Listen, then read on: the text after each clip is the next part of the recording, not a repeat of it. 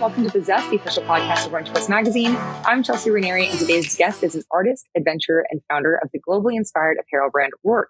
From growing up immersed in travel to leading design at major agencies and eventually launching his original lifestyle brand, his story is all about pushing boundaries, telling authentic stories, and living off the beaten path.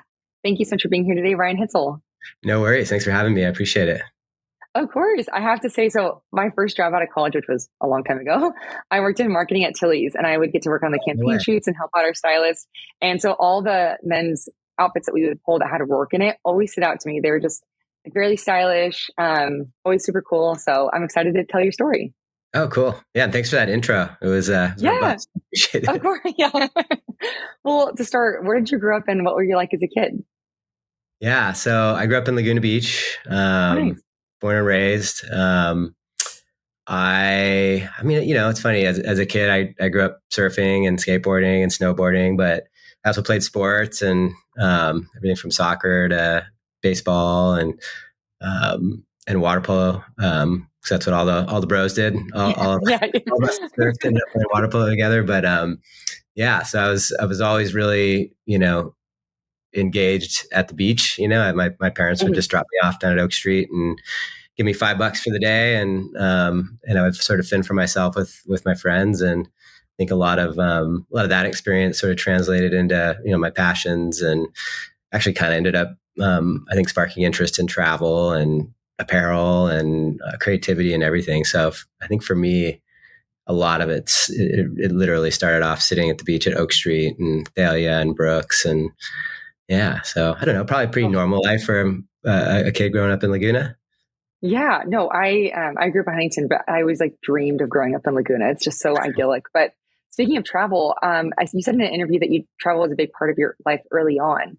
So how did those experiences shape the way that you saw the world? Yeah, it was kind of everything. So, growing up, we went to the mountains a bunch. We didn't do much exotic travel as a family.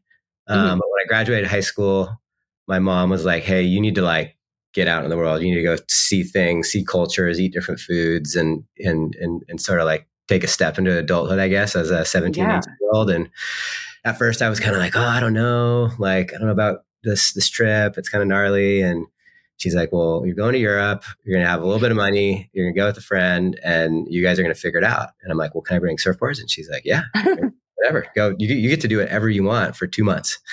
What? So I ended up going, and we brought boards, and that was a trip at that point in my life that really opened my eyes up to the world, and I think a lot of ways to what travel and adventurism could do for your own personal development. It was an insane experience, and we started off, like I said, in Western Europe and made our way to Eastern Europe to Prague and the Czech Republic, which at that time, this would have been 1996, 1995, the summer of 1995. It was pretty it was the wild East out there, What? Yeah. It just kind of come out of communism not too many years before that. So it was this really interesting place. And, so that trip definitely shaped my perspective on the world. And at that moment I was like, oh my God, I'm going to keep doing this. I'm going to start going other places. I'm going to chase waves here and there and try and go snowboarding as much as I can in Canada. And, so it definitely led to a life that I sort of shaped around those experiences. And, it was awesome. What a cool mom. I'm totally going to do that too, because when I graduated college, I did a month-long Europe trip, and it completely rewires your brain. But then I think about it with my kids. I'm like, whoa, could I do that? Could they pull that off? And this is the era, when I did it, there were no cell phones. You're call and collect home, and you got traveler's checks, and it's fully a different world. So yeah, no, I've been thinking about it with my kids. My son's 15, and we'll see. Oh yeah. Yeah, it's kind of crazy to look back and be 18 so young, because you feel so much older than you are at that time. But well, you went on to study psychology and fine art at UC Santa Cruz. So how do those disciplines come into play in your career? It's a unique mix. Yeah, I don't think I really knew what I wanted to do. I knew I wanted to go to school there. It was a beautiful place to study, and I kind of had got really into school at that point, and trying to achieve and get good grades and learn and everything. And I think I chose psychology just because my mom was actually a psychologist too. Maybe my mom really. Oh, cool. Yeah. yeah, so I kind of just signed up for that. But I always, going backwards, like when I traveled, I sort of had this, some creative and artistic abilities. Like I definitely wasn't like the best illustrator in class, but I think I had some creativity. And so when I would go on these trips early on, like starting in Europe, it started with, journals. And then the next trip, I brought out a camera and then I started drawing. And then, ended up going back to Prague multiple times. We started having art shows above Whoa.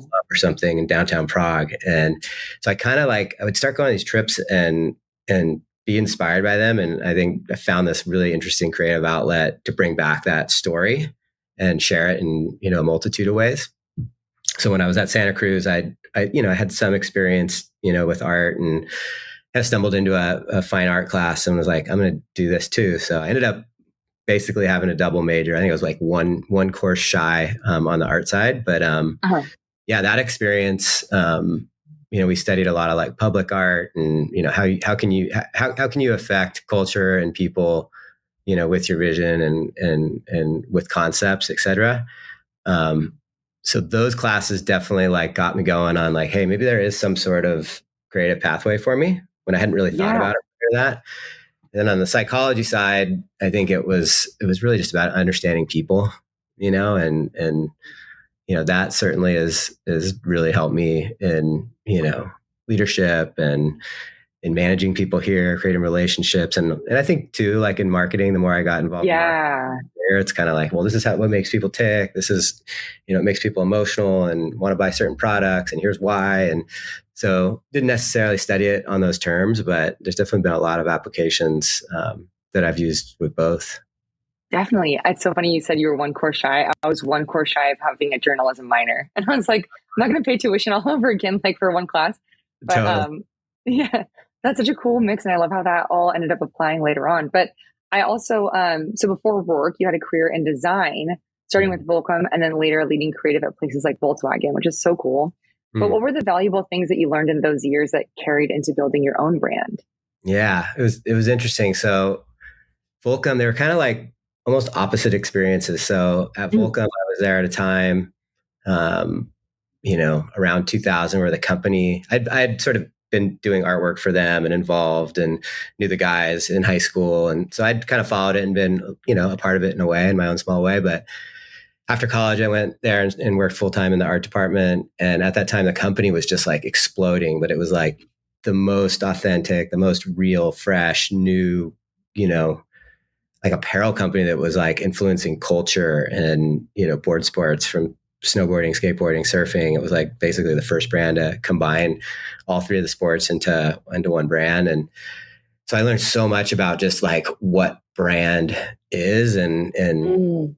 the depths that you need to go to communicate that consistently with your consumer. And at that point, we were all sort of, I think the most important part of that was that everybody that worked there was like living the lifestyle. Like it wasn't like, okay, well, we're going to go figure out how to market to so-and-so. We're going to have to figure out how to build a, piece of clothing for a sport or an activity that we don't really do. Like everybody was so in on it and we were all young.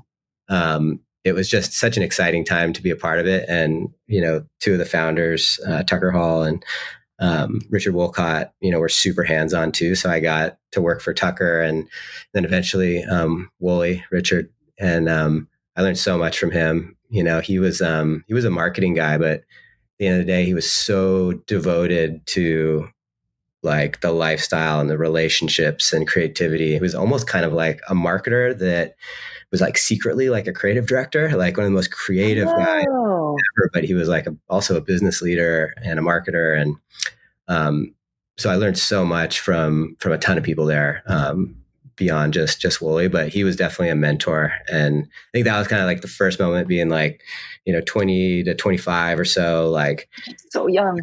yeah, like looking at that business and knowing the founders and those, Wooly pulling up to my house on a Saturday and being like, let's go to Mammoth, jump in. Like all the boys are going to be up there, the pros and Jamie Lynn and Brian Iguchi, and we got to go. And I'm like, oh my God, okay, I'll jump in. And you just jump in a truck and go. So And like, cool. and I was like the lowest on the totem pole. So I just that 4 to 5 years was like just so important. And, understanding that, some point later in life, I did the same thing and started a company, and just how important those relationships were, and how hard, and also how important it is to build brand, and to actually going back to the fine art part too, okay, what can I actually inspire people, motivate them, and provide more of a service than just making clothes, right? You want to affect people and inspire them to be better and do things. So it was an amazing experience there. And then I had an opportunity to go work up in LA, and I worked for a few different agencies, and I think kind of peaked working at an agency called Deutsch in Marina Del Rey, and Volkswagen, and Dr. Pepper, and Snapple, and Sony PlayStation. We had really big clients. So once I got into that world, I sort of done my time in apparel and in action sports, and I kind of almost got I was too close to it, and I kind of wanted to get away and see new things and meet new people, and stretch my skill set from really being a graphic designer in marketing to an art director and then a creative director. So that ended up being the vessel to do that. And the last 5 years when I was at this agency called Deutsch, working on Volkswagen as a creative director, the creative director and partner there was named Eric Hirschberg, and he was sort of in a lot of ways the opposite of Wooly. He was creative for sure, but he was if you ever watch Mad Men, the show about advertising, he was like Don Draper. He was creative, but he could go up there and pitch ideas and figure out business solutions like nobody had ever seen. So it's he was a creative director, but he was actually a little bit more of an entrepreneur and a businessman and a marketer. So it's almost kind of they played opposite roles. Mentors to me. So I just learned so much, with him about okay, as a creative, how do I deal with the CEO of Dr. Pepper? How can I communicate with this man, this woman on the same, try and be on the same level, and not only be, a creative person, but someone who understands business and understands the goals of, these big corporations, right? Because they're two separate disciplines or even career paths. So it was really, really cool to have that exposure and kind of see how maybe in my career, again, take all the learning of, how important it is to be authentic and build brands from the inside out at Volcom, to then go work for these big giant companies and go, well, cool, there's actually another big piece of this. And it's we've got to take the brand and all these creative ideas and actually, grow sales. They have to work. Right. They're not just art projects, right? Yeah, totally. There's always a little both, right? But ultimately that's the goal. So that was a big thing that, realization I kind of came to is cool, if I want to do something with all of this, if I want to take what I learned at Volcom, what I learned in my advertising career, and then combine it with all of my passions, which, are still the same stuff, really. But surfing and snowboarding, and now trail running and stuff, but all through this lens of adventurism and travel. How could I take those three aspects, and then, build something that not only inspires me, but could inspire other people. So it was How did the idea of Roark as a person come to you? Yeah. So it kind of goes back to the day sitting at the beach, to be honest. They dropped me off down there probably I don't know how old I was, maybe 11, 12. Right. And I sit on the beach, and, Laguna, the waves can get good, but it's generally a little bit slower. We just sit there on the beach, and just all the older guys would be coming in and out of town and talking story about their travels in Europe and getting down to southern Spain and meeting other, surfers there, and then going to Indonesia together, and just started piecing together how travel and how kind of, I'd say bohemianism as a core kind of tenet of the culture in Laguna, what that was, what it meant, what it brought to the table. And it was as I listened to those stories, and it was funny when my mom, finally, when I got the chance, I'm I don't know. if I want to go on this trip. But in hindsight, I was just like, all of these stories and all these characters, like Laguna is pretty famous for having a gaggle of just like of characters of, it dates back in surf culture back to the 30s and the 40s. There was just so many legends, from Hobie Alter to Dick Metz. There's, list goes on, but they were all kind of like characters. They were all interesting cats. And so the idea from Roark was really like, how could we create this like fictional character that's inspired by all of these guys, these friends of mine, and traveling surfers? How can we amalgamate all of these personalities and start to kind of like find a track through all the storytelling that was handed down to me? How can we take all of that, amalgamate it into a character, and then chase that character around the world to, in hopes to inspire others to go out there and experience culture and adventurism, et cetera, with the goal of growing, right? I think a lot of people, when you travel, it's like, if you're keen and you're aware, everybody travels for different reasons, but it's got such an ability to sort of fill in the missing pieces of life and your persona and things that you're seeking and the lessons. And, at the end of the day, probably drives you home. And it's like, older and older, you realize that life is actually amazing where you came from, and you become more complete, I think, or at least you have that opportunity.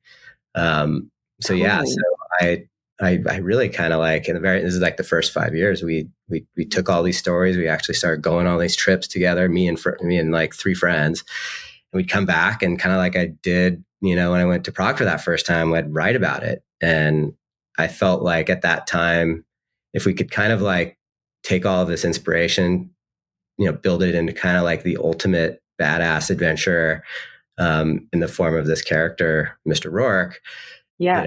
It could be, I would say in general, when we come back with these stories, we'd write these novellas, and like half of them were, it was like real things that we did on the trips. And the other half was kind of like this like pixie dust and embellishment, that created this kind of like novella format. How cool.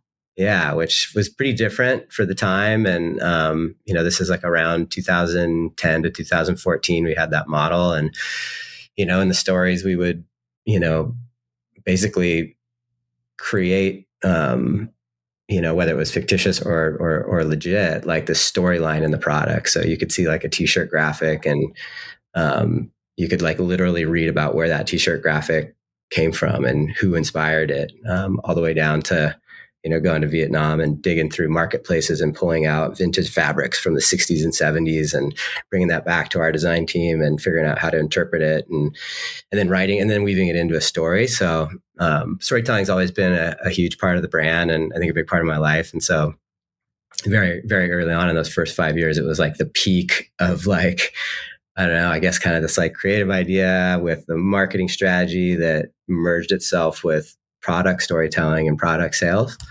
So it was a really exciting time. It was we won a bunch of awards for it, and super proud of that phase. It was cool. I love that approach to actually like using story to inform the products. Cause I feel like, having worked in retail before, like it was more like the campaign shoots, like, okay, we're in the mountains. That's the whole thing. But it wasn't really like an actual story. It was just photos. So it's cool that you actually took stories from your travels and then also created some. But that's so awesome. I love that idea. Yeah, it was fun because I had done the typical photo shoots throughout my career, and that's a valid way to do it. There's nothing wrong with it. But I was like, well, if we actually like, I got some friends that surf really good or snowboard really good, and if we got together and we're like, hey, where do we go? Where do we want to go? What do we want to do? What stories do we want to tell that we haven't seen anybody else tell? And then let's bring the clothes. We're going to go back. We're going to bring the clothes. We're actually going to tell the story of 5 friends traveling through Nepal. Actually doing the thing, and actually doing it. Photos, Didn't always lead to the best product photography, to be honest. But it's still amazing. And we switched the model a little bit up. Like as Instagram got more and more popular, it was harder to kind of like tell these fictional stories. And a lot of times I come back and, a lot of people around me were like, what really happened? Like, we're more interested in you guys. And we started, picking up more ambassadors and more talented, surfers, et cetera. And we're still doing rad stuff. And we were experiencing, these non-fictional, like we were basically starting to just really document exactly what happened. And so we transitioned it around 2015, 2016 to just pure like documentary. So no more, elaboration, no more of no more pixie. I mean, there's still pixie dust, but they're real is nonfiction. So that was a big change to, I think include our fans in a different way. And again, it even became more fun because it was like, okay, now I gotta there's no embellishment here. Like, let's actually bring a filmmaker and they'll document it. And it became more fun actually, because there was more pressure to actually tell the story on the spot and better. It led to a lot of positive aspects. Well, so many follow-up questions, but first, you guys have traveled Cuba in 2012, Iceland, the Aleutians, Russia. Is there a trip or a memory that stands out the most? Yeah. I mean, there's so many. A lot of the memories, the scary memories are doing stupid stuff on motorcycles in the middle of the night in Vietnam, or, there's a few occasions where I sort of looked at, the marketing director or, a co-founder, another Ryan, and we look at each other and we're literally risking everybody's life to sell t-shirts. Like in this moment, what are we thinking? Like we've got a lot of sketchy situations, and there was some pretty interesting stuff that happened in Cuba, and Americans aren't always that popular there, and we had a couple sketchy situations there where we had to diffuse sort of riots developing around us in alleyways with beer and love that. Quick, go buy as many beers as you can, make sure they're cold, and we're going to start giving them to everybody. And, actually led to, in that case, us getting invited into people's houses to look at artwork and talk politics. And I think that's kind of our approach has always been hey, look, we grew up a certain way and we love people, we love experience, we love adventure. And, our experience or your experience, with us as tourists or travelers is hopefully going to be different and positive. And, there's so many memories. I think one of my favorite trips was definitely, I always say, was Iceland. That was really first trip that was super well planned. We worked with an established photographer named Chris Burkhardt, and we were actually in Cuba with him. And he's like, I've been going to Iceland a little bit, and I think we should go. And we start planning the Iceland trip on the Cuba trip. And it's just the most beautiful, most stunning, volatile landscape you could ever imagine for such a small, tiny island. The ecosystems change around every corner. It could be blizzarding and, 15 degrees. And then, after driving around a fjord and getting into a little nook, it's 75 degrees and sunny and, green. Whoa. And there's no people that live there. So it's such an interesting dynamic when you're in such a beautiful place. There's really not that many people there. And when you encounter someone, it's kind of oh my God, it's a life form. Let's talk. And the spirituality there, just I guess the only way to describe it, it's it's in the air. It's really, if anywhere I've ever been, if you believe that nature has this connection to us spiritually, it's screaming it there, versus no way. You go to India or somewhere. There's a lot of countries around the world where literally spirituality is in the air, but it's through the incense, and it's through the colors and the people and the music and the interactions with people, with humans. Whereas Iceland was all about that spirituality being centered on nature, which was really cool. Wow, I love your interpretation of different places like that. I don't think I can put what you just said into words with the other countries that I've been in, but that's such an interesting, cool way to describe somewhere that you've been. I love that. Yeah. Well, also, I've heard so much about Iceland from my friends that have been as well, and it's on my list. So you just made it move up a few notches. As well. I've only been in winter, peak winter, and it was 5 hours of light, 6 hours of light a day. And I imagine in the spring, I heard great things about the spring and summer. So yeah, that sounds really nice. Well, you mentioned your ambassador program, and you have everyone from skaters and filmmakers to artists and more. So what do you look for in someone representing work? For me, there's two sort of non-negotiables. So they've got to be seasoned travelers or have a lust Mm. for travel and adventure and culture. So that's key. And and within all of these sports that we love, these activities that we love, like people are into them for different reasons. Like not everybody wants to travel to Japan to surf and like go hang in Tokyo and like like discover culture. Like a lot of people just want to go places to surf, which is totally cool, and that's a great experience, whether it's Indonesia or Japan or Iceland or Alaska.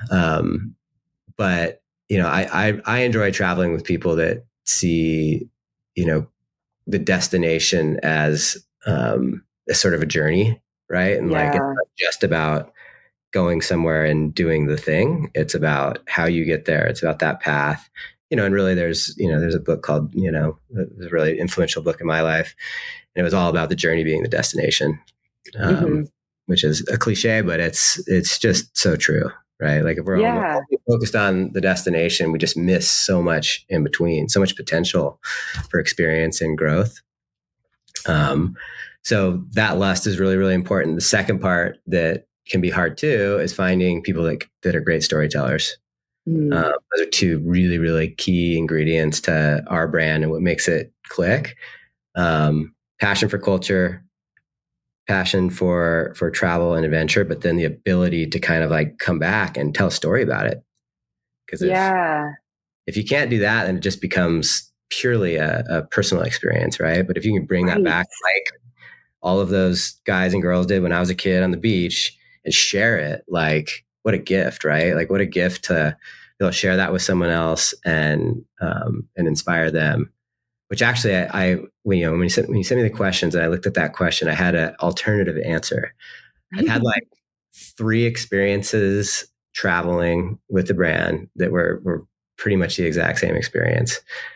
I was in one of them. I'll just give you one example. I was in Australia. I walked into a coffee shop, and often when you're like, I'll wear like a Roark t-shirt and a Roark hat or whatever. And so this guy that was pouring me coffee, barista, was like, "Hey, oh Roark, that's cool. I'm like, "Oh yeah, thanks." And I try not to like, Yeah. tell people like what I do or who I am unless they like really, really want to know. So I was like, "Oh yeah, that's cool." And they're like, "Where'd you get it?" And I'm like, "Oh, from California, and it's a local brand." And he's all, "No, I know." He's like, "I know everything about it." And I'm like, "Really?" And it was an American guy, and he's like, "Your trip to Japan inspired me to travel the world." And so I've What? been traveling for 3 years. He's like, "I never went home." And now I'm just like on my journey, and I'm living in Australia. And literally like what you guys do got me here. And he's like, "I'm not done. I'm going to keep going." It was such a rad experience. I've had that happen. Wow. That same thing happened 3 different places in the world. One of the guys rolled up a sleeve and had our logo tattooed on him. Shut up. Yeah, which to me, like those experiences as a founder and as a creative, going back to like, why do we do this? Like, Mm-hmm. is this just to make a piece of, turn a piece of cloth into a t-shirt or into a flannel or into, a pair of pants? Like, is that the only reason why we do it? I think, putting good looking clothes on people to make them feel confident and good and also be able to do the things, the activities that they love is important. It's definitely a big part of what we do. At the end of the day, if the brand can inspire them to change their life in positive ways, I know that sounds grandiose, but like, No. I do think Volcom did that. I even think Volkswagen at times has done that with Yeah. advertising. And so if you can find a greater cause in your brand and your endeavor, whatever it is, whether it's food or a tech product or apparel, like I'm just a believer that there always should be that extra push and that extra incentive to support that company, because essentially you're giving back, with everything you do. Yeah. And so those experiences, like, again, like as a founder, when you actually confirm that you affected somebody's life or like in major ways, are really, really cool. Yeah. Well, you think of just those 3 stories that you heard, and then you think of all the stories, all the people that you've affected that you haven't spoken to. So it's like those 3 are just like the tip of the iceberg, probably. who knows? It doesn't matter. Even if it was those three, it would be worth it. And, um, yeah, it's really fun. It's really fun. I don't mean to sound like all grandiose and deep No, or it's whatever. not at all. It's just that's really cool and special to be able to talk to someone that you've actually impacted with your work. Yeah, and totally randomly. Yeah, right. It's been really Yeah, you cool. weren't seeking it out. Okay, so we've had Matt Costa on this podcast as well, and you guys did. You created explorations of sight and sound. So how did Roark and Matt Costa come to work together? So so we both live in Laguna. I kept driving down my hill. This is probably like 7, 8 years ago. There was this dude that'd be walking down the hill. He's wearing like a 70s suit with like a briefcase. And he's a little bit younger than me, but not much. I'm like, what's up with this dude? Like with this like a briefcase, like a businessman's briefcase, right? And he's wearing this like 70s suit and he's got like these crazy shoes on, like boots on. I'm like, it's not like proper like walking attire up and down Bluebird Canyon. Right. I kept seeing him. And then one time we ended up at the same coffee shop and he looked at me. He's like, hey, he's like, you live up in Bluebird? And I'm like, yeah. I'm like, you're the guy with the briefcase. He's like, yeah, here it is. I'm like, introduce myself. He's like, yeah, no, I've seen you around. And I'm like, what's in the briefcase, dude? Right.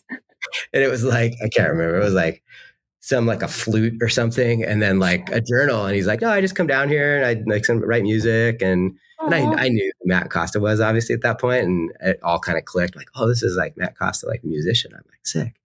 So that's how our friendship started. And then a couple of years later, he literally ended up moving across the street. What? So yeah, so he was like my next door neighbor, and and he was, we talk about music, mostly to talk about like music and skating, and because he was a professional skateboarder prior to becoming a musician, or prior to becoming a professional musician. And so we always just talk life, and he's a really interesting, creative guy, a storyteller. So I was like, at some point, I'm like, hey, you should come on a trip with us and like just make an album. Like, just like, let's go to, I think it was like, I pitched him on going to Russia with us. And I'm like, yeah, we were going to go to like Mongolia and this rad trip plan. I'm like, bring like a guitar or whatever kind of travel kit you'd bring. And he's like, yeah, and I got this analog recorder. And we just like went ham on this idea to like create like the soundtrack of the journey. Was really like the idea, but to do it like in the place and like find like musicians. It was almost kind of like taking the the brand idea and applying it to like creating an album, being inspired by a destination and telling stories like real time. So he didn't end up going to Russia, but we finally got some trips together, and he directed a few pieces.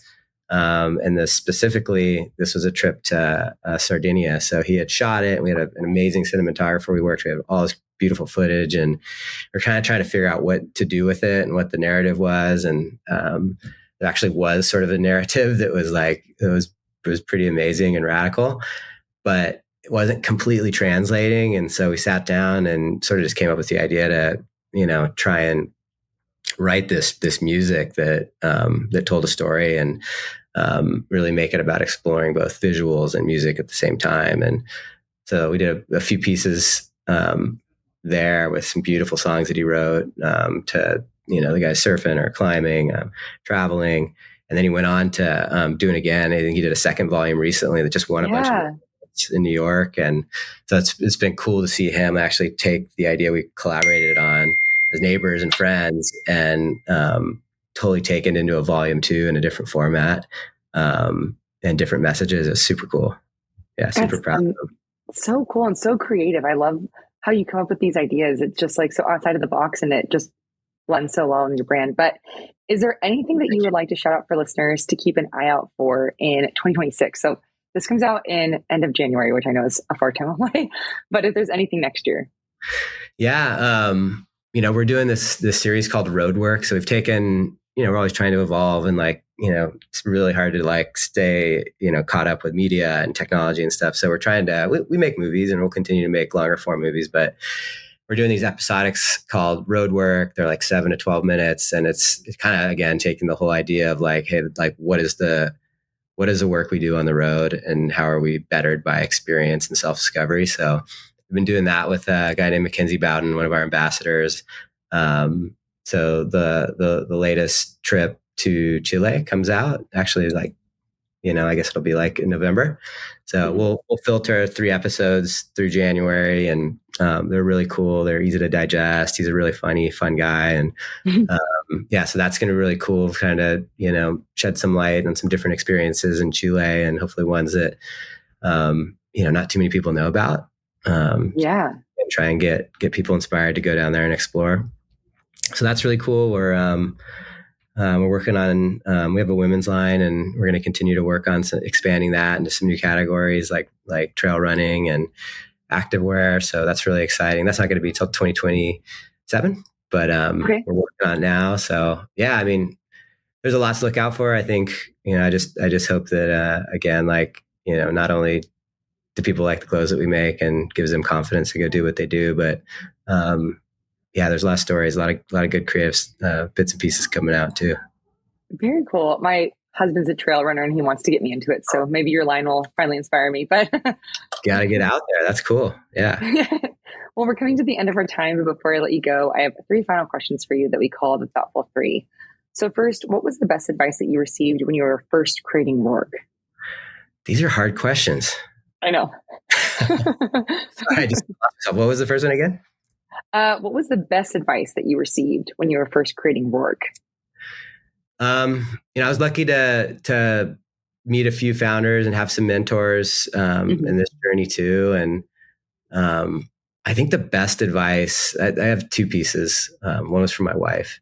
But the first one was just like, your responsibility as a founder every day is to drive the company with your vision and to live it and be passionate and, listen to outside feedback. It's super important to listen to outside feedback for sure. But the advice from this other founder was like, try and keep your vision as pure as you can. And people are going to try and direct you in different ways.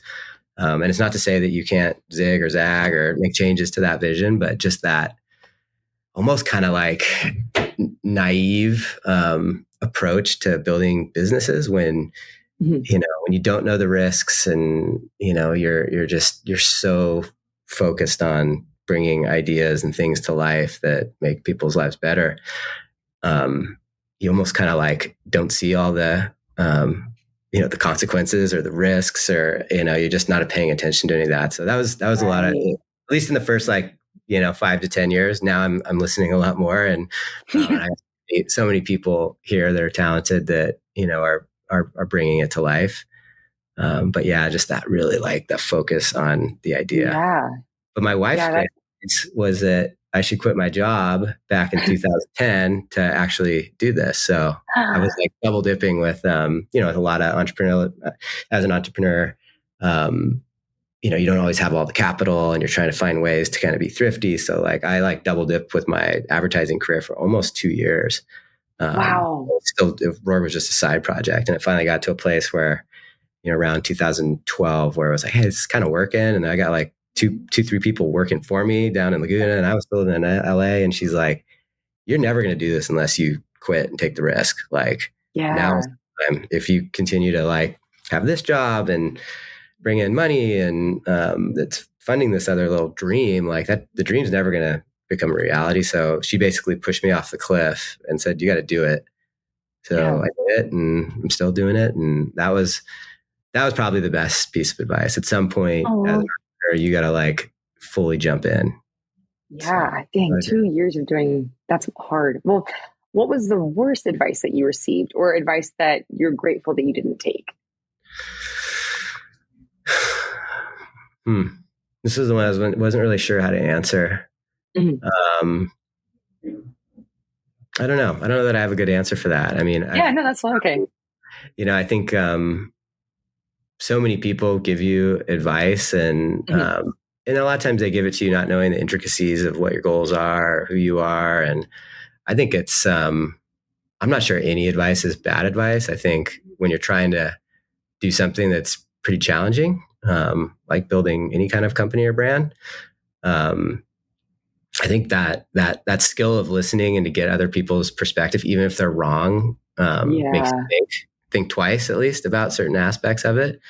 But honestly, I don't think I've gotten gotten anything that was so bad that I avoided that I was stoked. I mean, I don't know.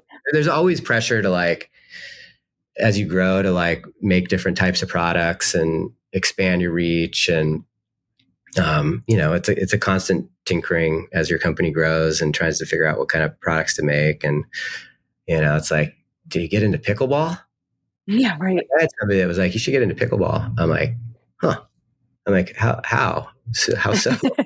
Like, and they had some weird answer, and it wasn't that it was wrong, but I was like, well, when I look at our brand Bible and our ethos, and I try and stack up, what we're known for and what we're passionate about, and trying to make sure that everything that we do is somehow connected back to, adventure and self-discovery and whatnot. I'm like, there might be some self-discovery happening on the pickleball court, but I tore my Achilles playing pickleball, so that was self-discovery. Yeah. Yeah. Classic. Learned my limits. Lastly, what advice would you personally give to someone who's looking to start their own brand? I kind of go back to the advice that my wife gave me.